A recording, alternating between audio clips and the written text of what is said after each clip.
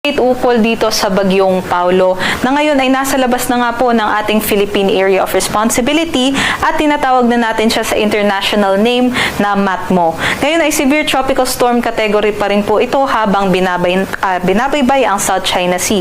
Meron pa rin po itong taglay na hangin na aabot sa 110 km per hour at pagbugso na aabot sa 135 km per hour. Continue po ito, kumikilos pa rin pa west-northwestward sa bilis na 25 km per hour at sa ating nga pong pagtaya ay pupunta na din po sa may South China area.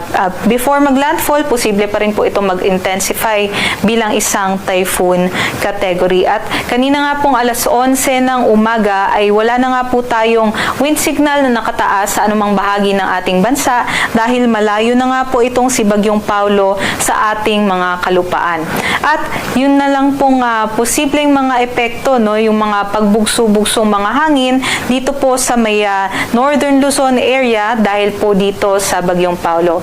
Pero mainly southwest monsoon na po ang nakakaapekto sa ating bansa. Specifically po yung cloudy skies po tayo doon sa may Palawan, Occidental Mindoro, pati na rin po sa may Zambales at Bataan, kaya posible po yung mga pag-ulan at yung makulimlim na panahon na sinamahan din po ng mga pagkulog at pagkidlat. Kaya't mag-ingat yung ating mga kababayan dyan dahil posible po yung mga localized floodings. Pero sa Metro Manila at nalalabing bahagi naman po ng ating bansa, asahan naman po yung generally fair weather conditions. So maaliwalas po tayo sa umaga, ngunit pagdating ng hapon at gabi ay magkakaroon po tayo ng mga thunderstorm activities.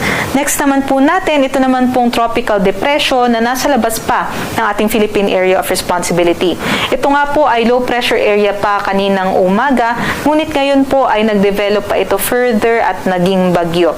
Meron po itong dalawang posibleng senaryo.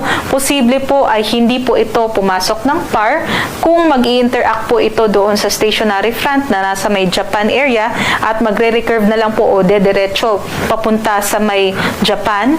Pangalawang senaryo naman po ay mag-i-interact ito sa may high pressure area naman po dito at hihilahin po nito pababa yung track ng itong bagyo at posibleng pumasok nga ng ating Philippine Area of Responsibility by Monday or Tuesday.